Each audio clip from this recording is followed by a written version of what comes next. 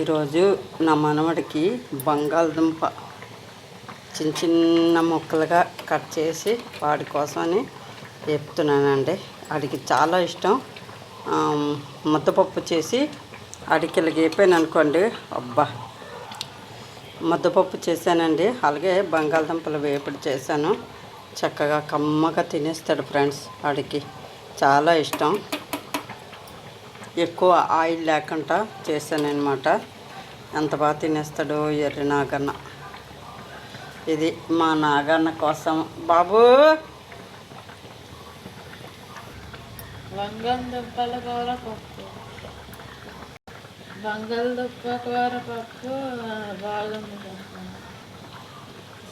చాలా బాగుంది. బాయ్ అండి. బంగాళదుంప పప్పు చాలా ఇష్టం అంట. నా మనోడికి చెప్తుండు, సిగ్గిపడిపోతున్నాడు నా వెర్రి నాగన్న.